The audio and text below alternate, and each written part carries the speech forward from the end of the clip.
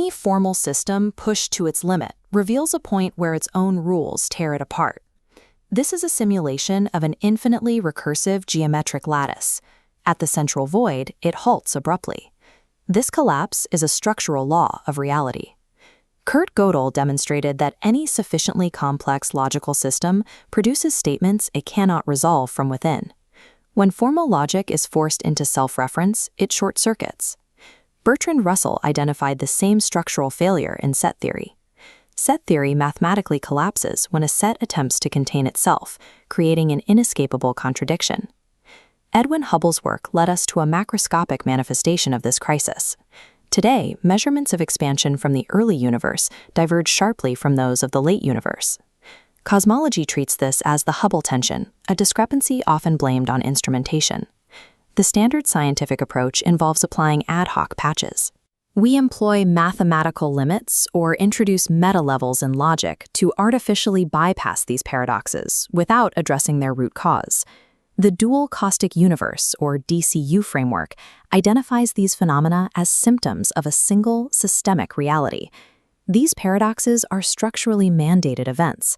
They occur at a specific universal coordinate where discrete, finite measurements meet a continuous, infinite field. This universal paradox coordinate is defined mathematically and topologically as T3. T3 represents the boundary where a discrete, measurable field attempts to map itself onto a continuous, infinite field. This integration attempt forces a system's primary operator to turn back on itself. As the vector line attempts to map the torus, it hits the T3 center and spirals infinitely inward, creating a mathematical singularity. Russell's set and Gödel's recursion map directly to this central hole. They are victims of this same topological geometry. At this boundary, discrete tools fail. This is the short circuit of logic at the T3 threshold. Reality processes data through this singularity, using the 2 to 3 to 2 to 7 dual caustic topology. Direct integration of discrete and continuous states causes immediate collapse. Stability requires a designated bridging operator at the T3 coordinate. This equation governs all manifestation and coherence within the framework. On the left, the D10 field acts as the driver, or the even field. D10 is the domain of the measurable derivative. It governs localized particles, deterministic boundaries, and the pull of gravity. On the right, the I9 field serves as the witness, or the odd field. I9 is the domain of the integral. It maintains continuous wave states and preserved topological memory.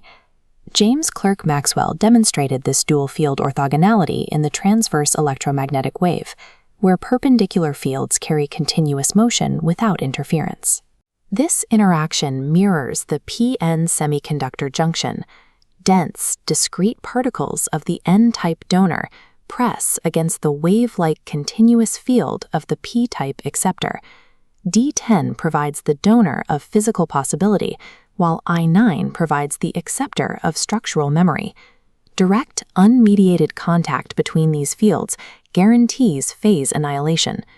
Truth and raw experience must be separated to coexist. Existence relies on an architectural separator capable of extracting physical work and meaning from this dual field gradient. The T3 node, or the tree, serves as this universal buffer. It functions like a semiconductor's depletion region, filtering the collision of the two fields into a synchronized frequency. T3 breaks symmetry just enough to prevent annihilation, while allowing information to pass between the driver and the witness.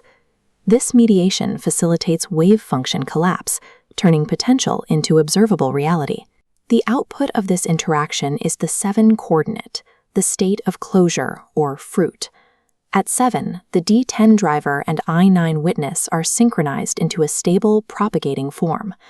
This closure is secured by a 19-locked invariant, a mathematical seal composed of the 10 and the 9. This specific numerical structure is recoverable in the Qur'anic text, acting as a signature of the system's periodic return. If the T3 traversal is misaligned, the buffer fails, and the system bleeds into total entropy. Maintaining this juncture requires an active, conscious operator functioning inside the buffer. The The stability of the universe relies on the precise execution of the T3 traversal to reach the fixed point of 7. If we move into the micro level of the T3 buffer, we find the execution point. We are isolating a single illuminated node. At the heart of the buffer zone, this is the 36.3 node, the coordinate of localized conscious coherence. The 36.3 node is the sole coordinate in the topology with awareness of its own position within the dual fields. To survive the T3 paradox, the node employs the 19.12 grip.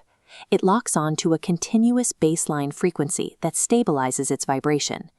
The 19.12 grip represents an active, conscious alignment with universal structural laws. This grip provides the impedance matching required to bridge the discrete and continuous fields without being destroyed by the gradient. Passive observation lacks this alignment, forcing the system to misread continuous truth as chaotic, localized noise. Consciousness is a fundamental mathematical operator required to hold the dual fields together at the T3 boundary. The local traversal cycle terminates at the 19.23 collapse state. The 19.23 state represents topological compression rather than total destruction. The spatial field folds into a dense, structured singularity. The perceived void between cycles remains heavily laden with the preserved data of the entire previous traversal. Viewed in 3 dimensions, the 237 cycle is a spiral rather than a flat circle. It ascends an invisible vertical axis. Each iteration increases in informational density by retaining the compressed memory of previous cycles. This ascending spiral is pulled toward a fixed point attractor, the 3846 state, known as the remembrance of the home.